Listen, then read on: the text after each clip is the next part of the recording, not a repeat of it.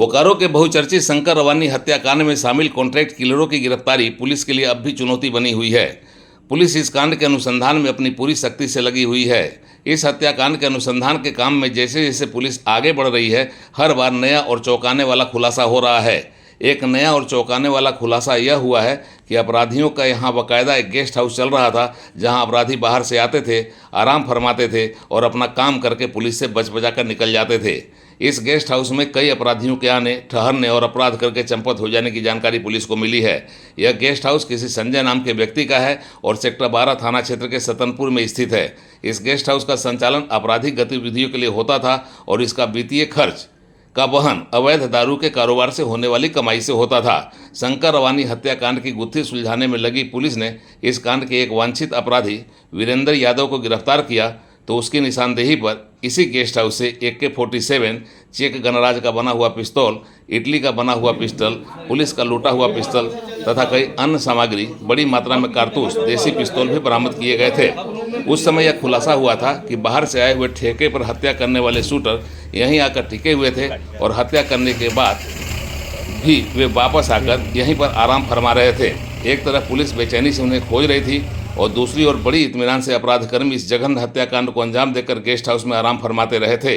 कई दिनों तक आराम फरमाने के बाद अपराधकर्मी यहां से खिसक निकलने और इसकी कानो कान जानकारी पुलिस को नहीं मिल पाई।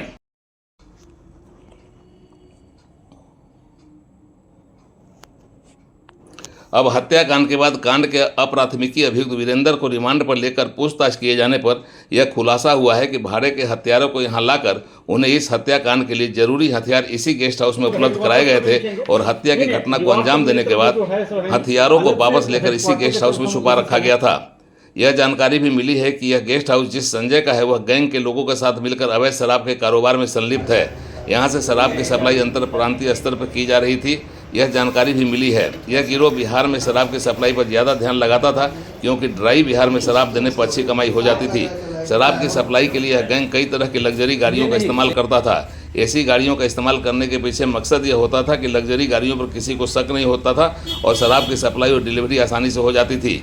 एक और चौंकाने वाला तथ्य सामने आया है कि जिस तरह से बड़ी बड़ी सरकारी और निजी कंपनियों द्वारा अपनी कमाई की एक बड़ी राशि, निश्चित राशि कॉर्पोरेट सोशल रिस्पॉन्सिबिलिटी CSR के नाम पर खर्च किया जाता है, उसी तरह से यह गैंग दारू के अवैध कारोबार से मिलने वाली राशि या कहिए कि शराब के अवैध कारोबार से होने वाली कमाई का एक बड़ा हिस्सा इस गेस्ट हाउस के रख रखाव, अपराधियों के आवभगत, अपराधियों की हॉस्पिटलिटी पर खर्च किया करता था।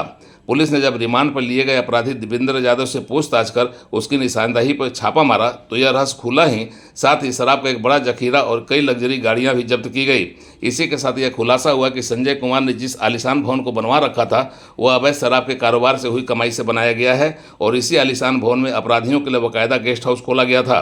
बिहार से आए शूटरों को यहीं पर शंकर रवानी का काम तमाम करने के लिए जरूरी हथियार दिए गए थे।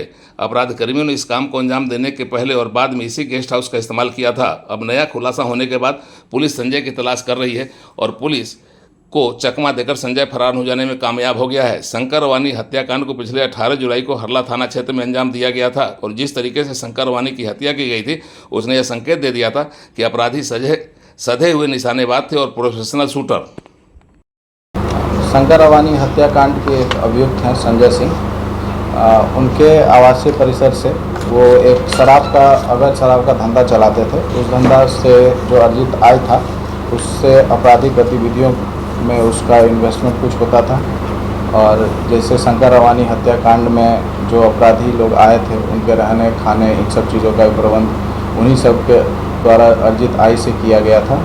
जो रिमांड पे अभी हम लोग लिए थे उनके द्वारा भी निशानदेही पे हम लोगों ने इस गाड़ी को, जो अभी गाड़ी है 3 थार, फॉर्चूनर और अर्टिगा गाड़ी है, इसको रिकवर किए हैं। उसमें से 4 पेटी शराब भी रिकवर हुई है। इन गाड़ियों का प्रयोग किया जाता था परिवहन में शराब का, विभिन्न राज्यों में, जिलों में इसका अवैध शराब का परिवहन किया जाता था।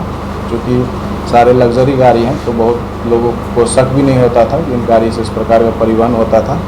ये इससे स्क्वाड का भी काम किया जाता था, जैसे शराब जा रहा है किसी गाड़ी से 3 गाड़ियों से स्क्वाड करना, इन सब चीज़ों गतिविधि में। और 3 अवैध शराब से जो भी अर्जित आय होता था इनसे कहीं न कहीं आपराधिक गतिविधियों को उनको संरक्षण देना।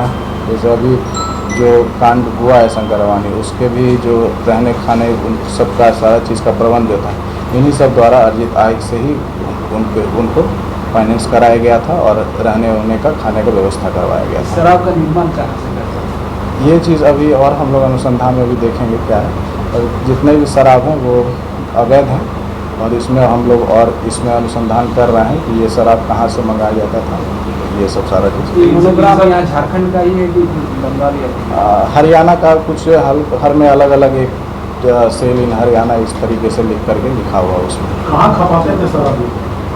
इनको जैसे बिहार में एक इसका सप्लाई था, अन्य ज़िलों में भी था, जैसे गिरिडीह भी भेजा जाता था, रांची भेजा जाता था। ग्रामीण इलाकों में सस्ती शराब दरों पे अपना बेच कर लग्जरी गाड़ियों में जो अवैध हथियार जो विदेशी हथियार पकड़ा है, इसका भी ट्रांसपोर्टेशन इस गाड़ियों में हुआ है? नहीं, ये गाड़ी में हथियार का ऐसा नहीं था, पर जिस प्रीमाइसेस से पकड़ाया हथियार वो संजय सिंह का ही प्रीमाइसेस था, और पूर्व में भी वहाँ से एक 65 पेटी पकड़ाया था। उसी जगह से हम लोगों को हथियार भी रिकवर हुआ था इसमें, और वो प्रीमाइसेस भी था